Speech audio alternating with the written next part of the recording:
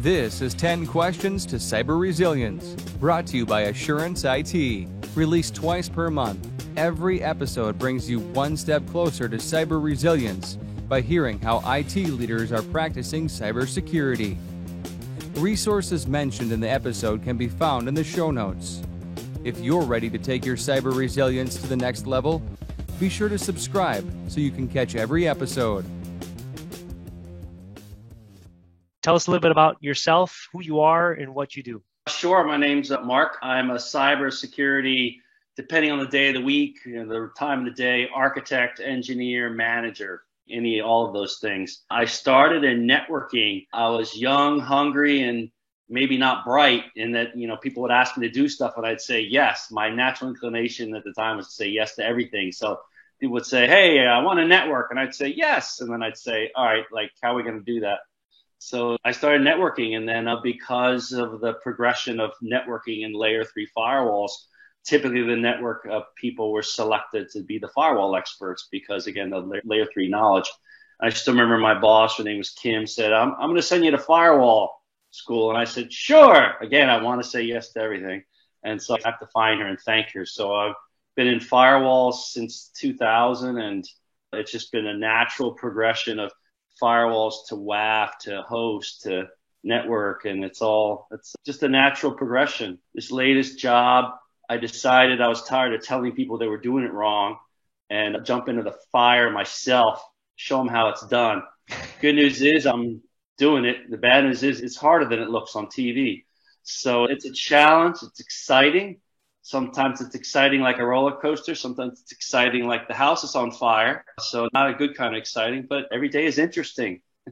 Yeah, I know. I can appreciate that. It's great. And you mentioned the networking professional, right? So I guess inherently 15, 20 years ago, if you were in the networking world, especially when touching firewalls and the perimeter, you by default became the security expert, right? There was really no notion of actually having a security team at that time, right? It was just securing the perimeter.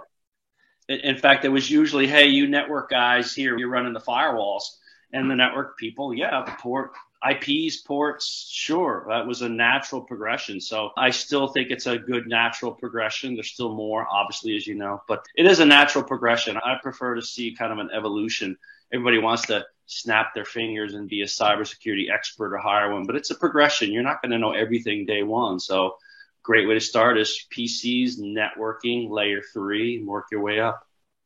Yep, I agree. Can't agree more. And in terms of size of companies that you worked for, I've looked at your profile and I've seen what you've done. You've worked for some rather large organizations, right? Tell us a little bit about the sizes that you've gone through over the years and where do you feel the most comfortable, where you can provide the most value? That's actually a great question. I've done well in the telcos because the telcos typically are very strong in their networking, not necessarily IP networking or not necessarily security. So I always was very successful at the telcos. Typically the customers that need help is say the Fortune 1000 or 2000. So I've done well in the mid to large Fortune 100, Fortune 10.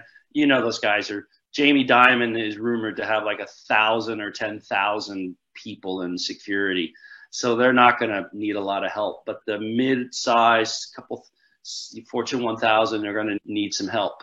And so that's where I've done well. They're doing things, and they still need help. And so I've been successful there. Interesting. Thank you for sharing that. So without dating both of ourselves here, I'd like to talk a little bit about how protecting the enterprise has evolved over the years. I think you touched a little bit upon it earlier when you mentioned being close to the networking aspect, but how do you see that change happen over the years? There's definitely been a change. And how has it evolved in your opinion? Yeah, absolutely. It started, it's funny, let's skip protecting for 2 seconds. Networking has gone the full circle. We had one mainframe at headquarters, and we went full distributed computing, and now we're going back to a big host, not a mainframe, God forbid, but a big host running in a data center. So we're back to where we started. The part that's hard is it was easy protecting one mainframe or your web presence because you knew what your attack surface was. The key buzzword to everybody should be attack surface. You have to know your attack surface. So back when web and when e-commerce took off, you had one or two. Imagine an Amazon. You have one server, Amazon.com. Protect the daylights out of it. And everybody was hacking Amazon.com to get free stuff or steal money or things like that. So it went from let me protect one site or one data center or one thing to now with malware, the goal is to take over a PC.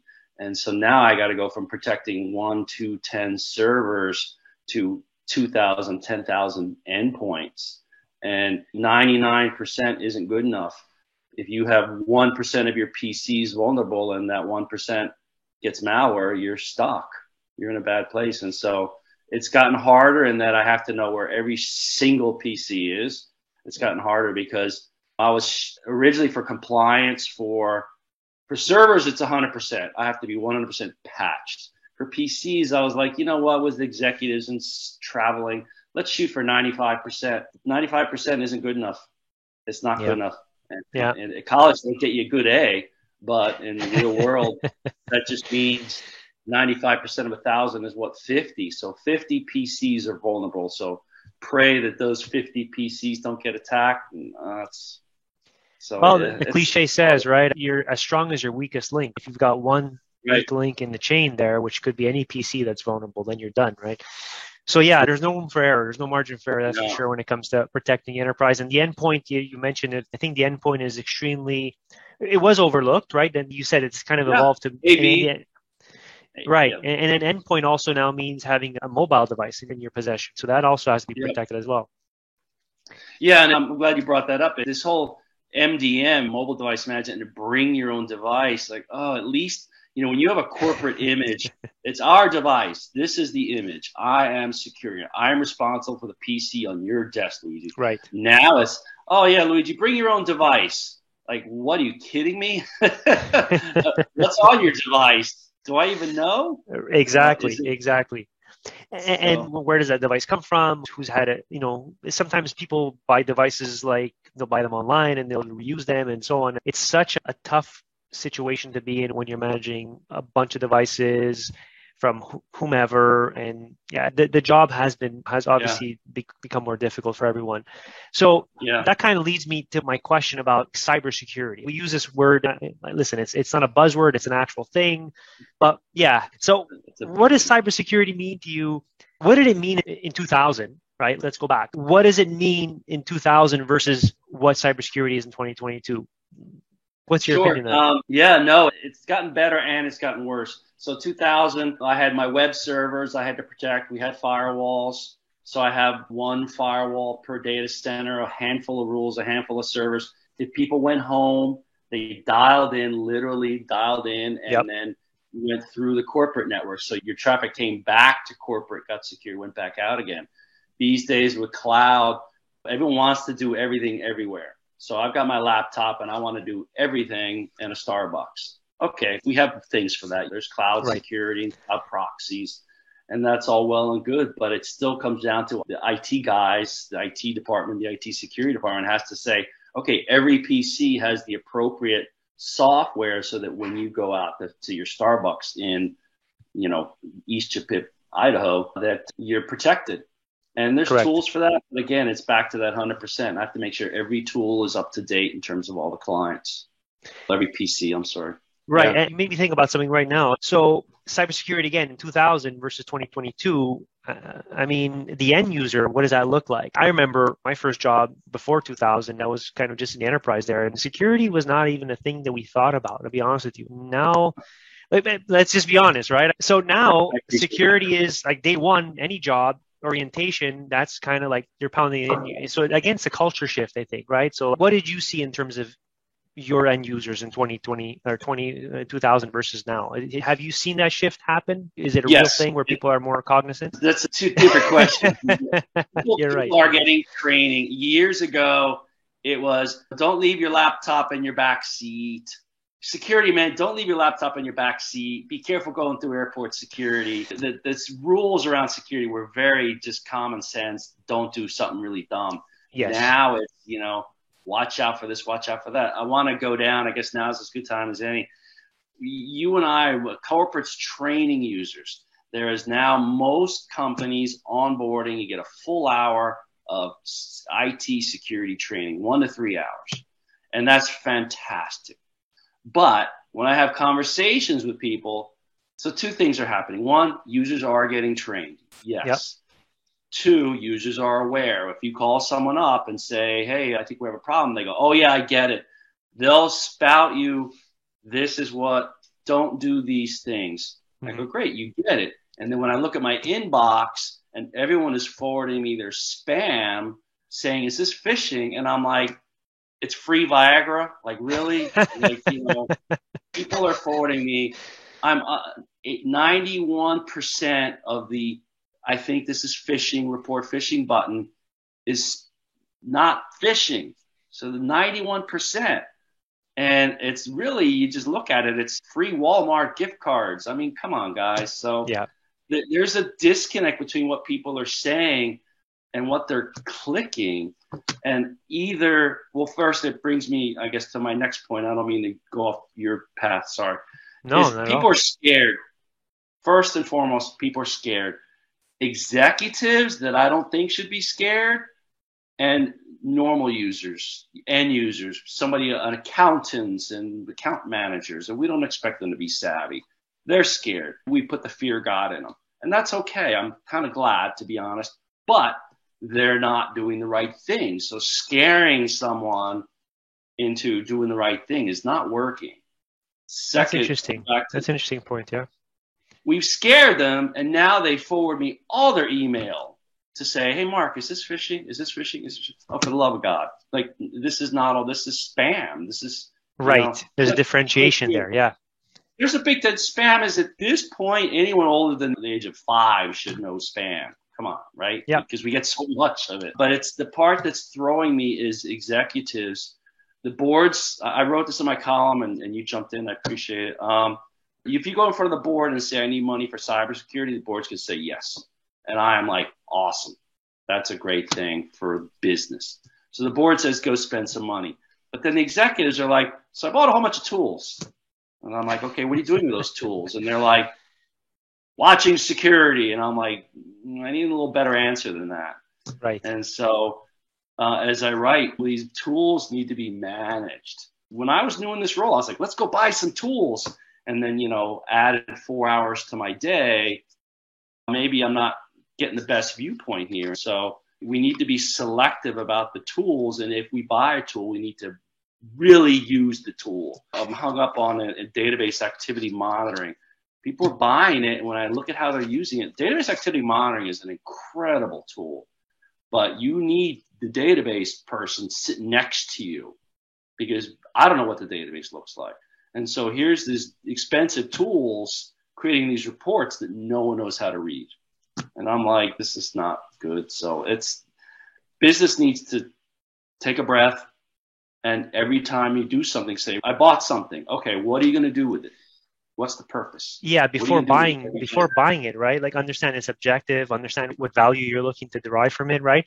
That's a very good, valid point. I like that, because again, and this is just my opinion, and I'm talking to a lot of professionals like yourself about it, and I'm trying to distinguish between what cybersecurity is and what cyber resilience is. And I know, again, it's another buzzword, but when I'm speaking to customers, I'm basically trying to say, let's do cybersecurity, but we need you to be cyber resilient. And when I say that, I try to explain what that means, because for me, and I want your opinion on this, and this is important, cybersecurity could be, like you said, tools and processes to just secure stuff.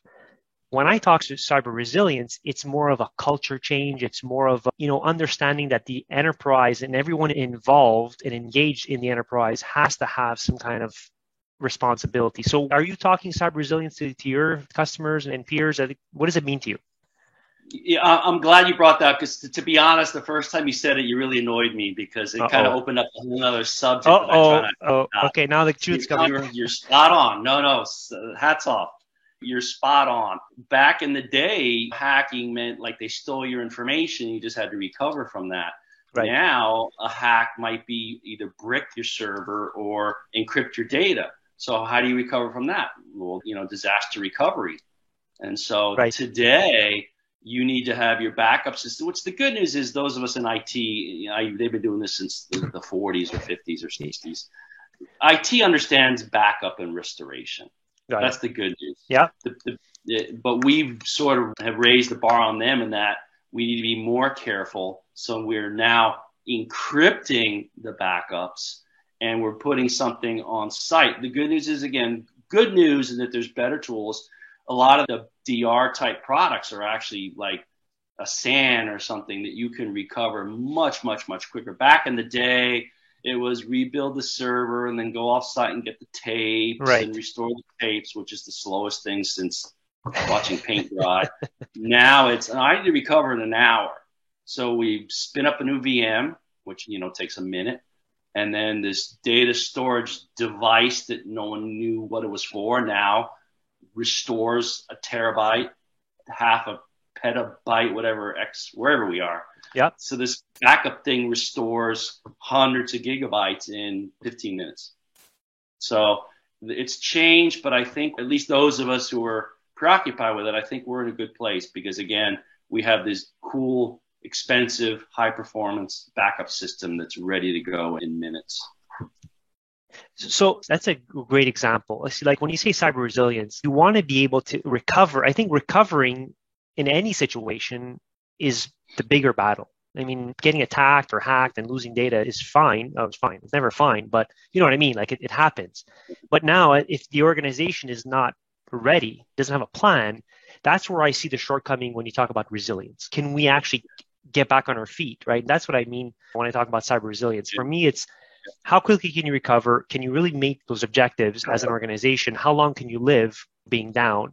What are the processes and steps and solutions you have in place to get you back up and running, which you've just described? So for me, that's the differentiation between cybersecurity and the cyber resilience aspect. That's the culture that I refer to. And maybe there's a better word, maybe there isn't, but for me, that's kind of the one that I've been using. And if you think of a better one, Mark, let me know, man. No, I didn't like it. But again, you're making me think of things I don't want to think about. La, la, la, everything's fine. No, yeah. I appreciate that. No, it's good because, again, today, what's the most likely after they steal your data? Encrypt it. Yeah. So right now, that's the standard or common attack. So if I'm encrypted, I'm not going to try and decrypt it. I'm going to wipe it and start from scratch. Yeah. And it's funny how we used to talk about days, how many days to recover or hours. Now it's minutes. Yep. Yeah. And the tools are there. Again, if you're a normal shop, you're going to have a hypervisor and you're going to spin up a new servers and then you're going to restore the data locally. In some ways, well, we're okay and we can recover from an attack. Obviously, the goal for people like us is to not get attacked. Exactly. But again, like you said, the tool and the process and the know-how, that all comes together, right? And a lot of companies that I'm working with, they haven't done a restore test. They haven't done a backup integrity check in months and sometimes years. It's just reality things. No. Backing up is the easy part. Do you know if it works? Funny you say that. Yeah, the big DR companies used to make you do a DR test. And no, you're right. The good news is IT is used to doing backups. Yep. And then, like you just said, when was your last restoration test? It gets really quiet. Yeah, look, I'm just being honest, you know what I mean? Obviously, this is what we do, right? We walk into companies, we tell them, listen, this is what you need. And more so than ever, when you're trying to apply for a cyber insurance policy or you're trying to meet your auditor's needs, they're asking those questions regardless. So we're just helping you put those things in place. So again, you can circumvent it or you can just follow the rules and do what you need to do and just feel better and sleep better at night. That's kind of how we put it. So I appreciate that. And like I said, we still have a long way to understand or make the culture better in all organizations, but I think we are in the right path from what I'm seeing. I do have a really sensitive question or maybe a philosophical one, but there's a lot of ransomware attacks happening right now. There's a lot. We see them every day in the news. They're highly visible in the media. Companies can't hide from these attacks anymore. People find out about them relatively quickly. But some of the attacks that make me very worried are ones that are on critical infrastructure. The U.S. has seen some over the last couple of months, years, and so on. What's your thoughts on that? Are we ready? Are we not? Again, this is a philosophical one, so you can answer if you want to, but what are your thoughts when it comes around U.S. critical infrastructure? We're not ready. The good news is I could tell you from interviewing and meeting people and things like that, they're now aware of it. Of course, Colonial Pipeline making the headlines right. help make it. I think that the companies are aware of it. But like everybody else, now it's just like somebody, you go to the doctor and he says you're an inch away from a heart attack. You're like, oh snap, now what? Right. So now they got to hire people, and they are. I would say they're all in step 1 or 2. You know what they tell you? Admitting you have a problem is the first step. So they're like the alcoholics. It's a terrible analogy. I'm sorry. They're admitting there's a problem and now that needs to be addressed. And so I think we're in a good place in that we're moving forward, But are we ready today for an attack? Oh, heck no, we're not ready. So admitting the problem exists, that's the first step. We got that. And of course, setting a path and charting a path to mitigating the risk, and then having processes and solutions in place that in the event it does happen, be able to bring them back quickly. Yeah, absolutely. Okay. Yeah, and just touching a little bit on that, I've seen it obviously here in Canada as well. We have these, huge companies who provide infrastructure, whether it be hydroelectric and so on, the railways, and so on. For me, what worries me the most is the OT-IT split, where IT was traditional, they know how to protect that, and now there's the operational technology that's out there, which you have the gateway from the IP, right, that's going into the operational. And that to me has become, I wouldn't say a mystery, but I think that's where there's a lot of uneasiness that's happening, because the OT typically was kind of isolated. It was kind of black boxed. You couldn't get to it. And now you have this connectivity between the IP, which is managing all these devices. And that for me is something that I think we need to get better at. And I'm not sure there's a lot of expertise in the marketplace to do that right now. There's some, but it's like, the early adopters are the guys like you that are trying to sell the solutions. And that's all great. That's all well and good. I think you're right. Back in the day, it was some kind of proprietary RS422 or RS232 connectivity, and there's its own network.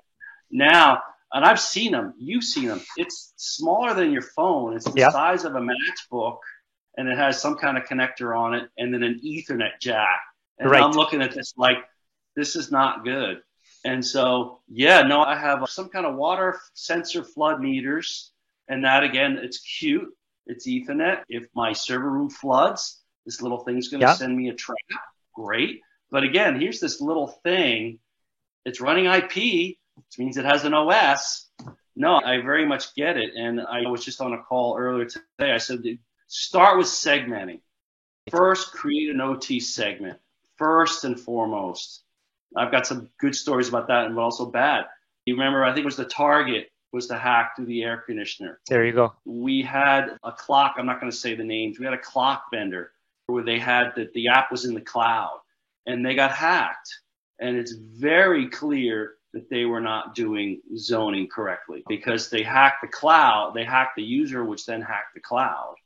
And then that cloud was connected to me. And so it's very clear that people are saying, wow, we got to watch the OT thing. And then they're slapping the OT right on the production network. And I just cringe and want to cry. Yeah, I get it. Even just to have its own segment, like start with that. Then we'll worry about it later. Yeah, segmenting your network is definitely the first place you want to start, especially when you have stuff that's unknown. So ultimately, you're saying we're not ready, and I share that opinion because I know there's a lot of stuff that we haven't even thought about when it comes to that. So we touched a little bit on skill set. We touched a little bit about the market. Right now, what's your best advice for companies dealing with the staffing issues that we're having and skill set shortages, specifically when it comes to IT security? I'm seeing it. I'm assuming you're seeing it too. You want to comment on that? Two different things. One is, first and foremost, I think every company larger than, some number, 1,000, 10,000, 2,000 users needs a security guy. Sorry, I'm from Jersey. We say guy. So every company bigger than X should have a security person. I don't mean a network and no, one guy, that's his only job. That's their only job. And so first you need one of those. And then we get into, okay, that's where the shortage begins.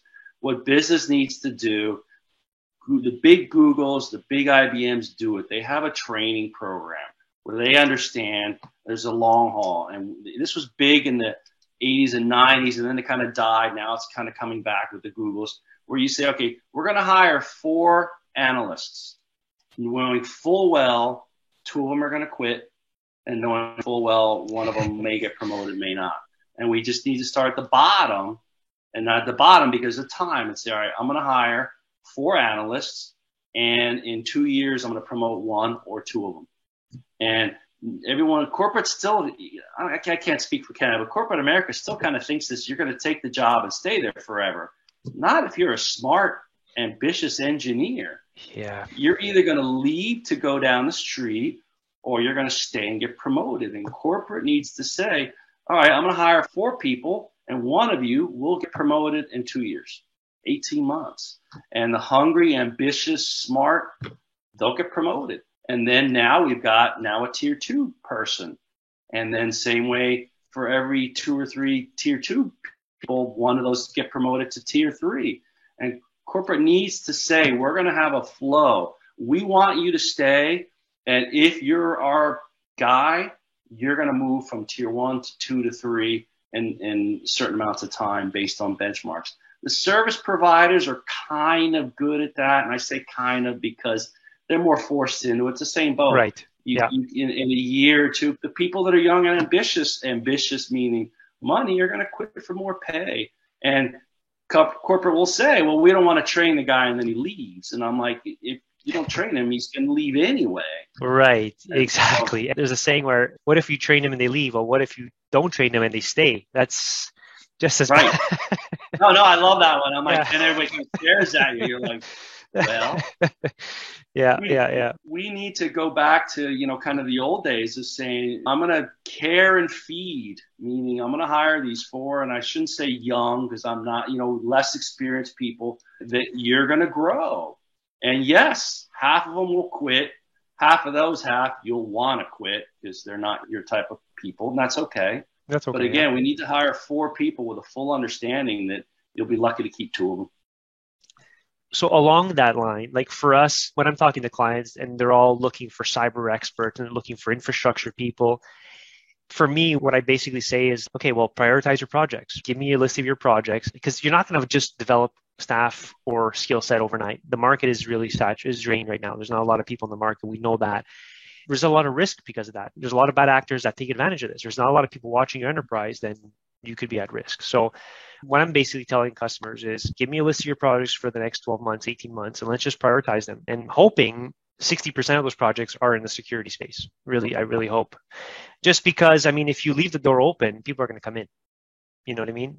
That's kind of how I see it. There's no other way to go around it. The good news is boards are spending. I've talked to lots of people. I met this awesome CISO, and she's like, in her first, month, she's like, I got the board to quadruple my budget. I almost fainted. I'm like, I would have settled for double, but she's like, no, I quadrupled it. She's good at selling her business case. That's great. She's good. Yeah. I very much wanted to work for her. It didn't work out, but that's okay. But anyway, boards are spending money. But again, now we're back to, okay, so if I give you a whole bunch of money and I tell you to go hire 3 people, I'm going to come back in 3 months and say, how's it going? You're going to tell me not so great. Half the advice I have brings back to hire more people. Oh yeah, there are more people to hire. We're in this wheel. That's to my point, right? Let's look at your projects and then let's be realistic on which ones can be delivered and which ones need to be delivered. And because there's not going to be more staff coming. And that's why I'm always asking that question to anyone I speak about the IT shortages. And I'm hoping that we're going to see more people in the field. But I'll be honest with you, I'm a little bit pessimistic when it comes to that, because I'm not seeing a lot of up and coming individuals in their early 20s who are looking at IT as an attractive place. I wish there would be more, but right now it's kind of difficult. I want to be the optimist and disagree with you, but I'm not. I got Zippo. Well, again, that's why we're so busy, I guess. I feel like we just need to do a grassroots. It doesn't help us. I'll be retired by the time this plan gets through, but we need to go to the young people. My kids. And they were like, ew, that's geeky, like, ew, dirty, geeky. And I'm like, look at my car. I got a nice car. I paid for that. I'm telling my own kids, be a geek. And they go, yeah, Dad, we know you're a geek. It's a good place to be in. It's a great career. You get to work with smart people. You're not cool, but you could buy a much cooler car than the cool guy. So come on, where do you want to be, buddy? We should start a podcast on how to recruit young talent. Dude, you pull up in that Audi or that Trans Am or whatever the hot young person's car is. Hopefully it's not a Prius, but you pull up in the cool car, people will just assume you're cool. Get it. Works for me. I get it. Yeah. But Trans Am hasn't been out there for a while, so that's dating ourselves. Dating myself. Camaro. It still is cool, though, for some people. I have to be honest. Hey, so I pull up on a McLaren. There you go. People are going to be like, yes, cool. You're right about that. And it is a career where you can achieve it. That's what people are underestimate. So, look, we're doing well with time, but I want to respect your time. So I got a couple minutes here. I have one last question, which I think we just touched on. So when it comes to the state of affairs of cybersecurity, in terms of getting the companies getting compromised or breached, let's be honest here. Are things going to get worse before they get better, or are we on the road to success here? That's a great question. I wish I had that crystal ball, but I would say they're going to stay where they are. because companies can today go buy a good EDR, endpoint detection. You can go buy today a good endpoint and have it managed. A lot of those software makers are providing protection. If you have no people, but you got a couple of bucks, anybody can go buy good EDR and have it managed. That is a big part of it. I think that'll go a long way. I think it's going to be about the same as it is today, and it's going to take a while to get better because they're just going to, OT. Let's say we secure all the PCs and my PCs are actually secured. Okay, right. What's next? OT. You already said it. It's already there. So, okay, my PCs are safe, but my OTs and channels. So you're saying we're flattening out now. Should we have seen the worst? I think, let's call it a quality X today. I think we're going to stay at this quality X for at least 2 years.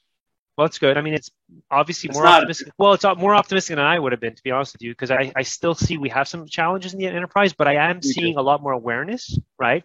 So the awareness is good, which is the fundamental way to change things. So if awareness is there and people start engaging and taking a more responsible role in the day-to-day, I think we should be better. But again, the only variable there is that there's a lot more bad actors in the market. So there's more people out there trying to make your day worse. Oh, yeah. I don't want to say one of the big emails, like every day, they make it easy for the bad actors to set up an account.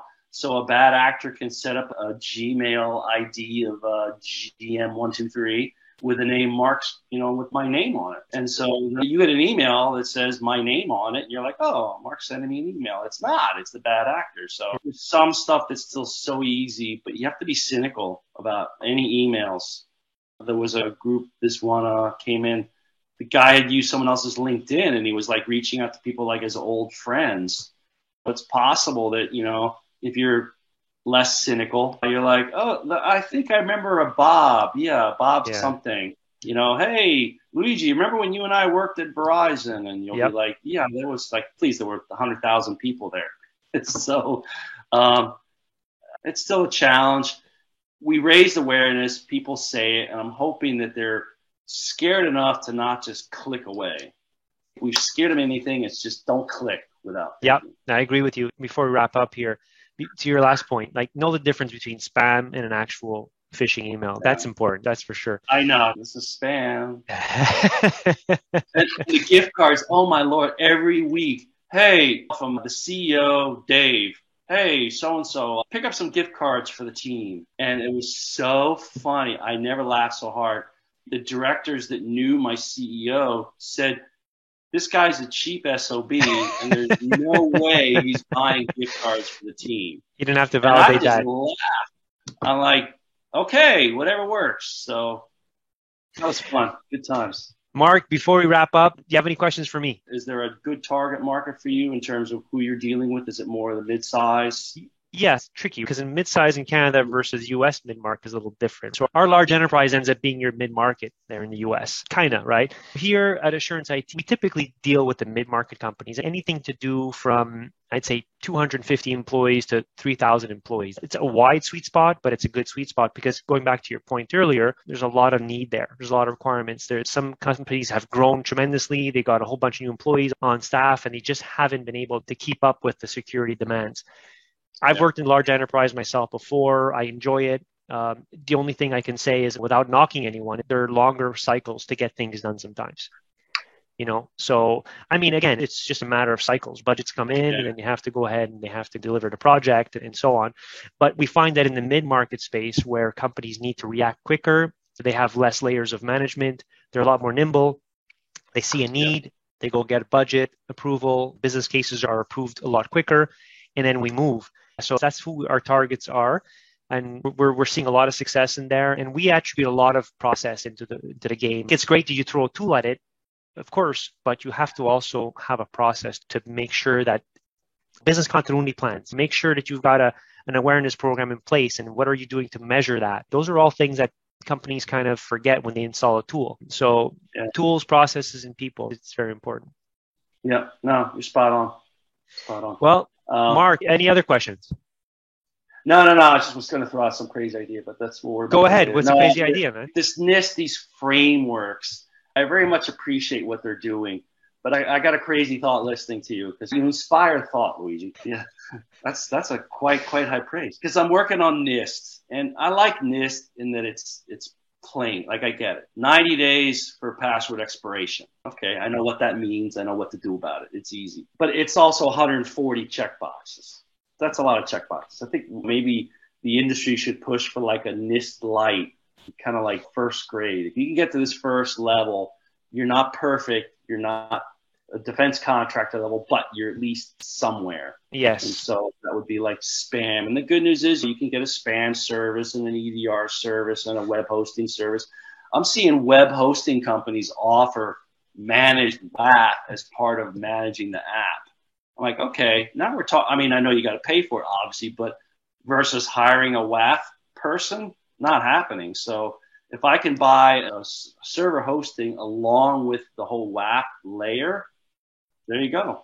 Yeah, Mark, that's a very good point. So what we do is, again, some of the companies just don't have the exhaustive time or the effort to go through these weeks or month-long situations where they have to go through frameworks and so on.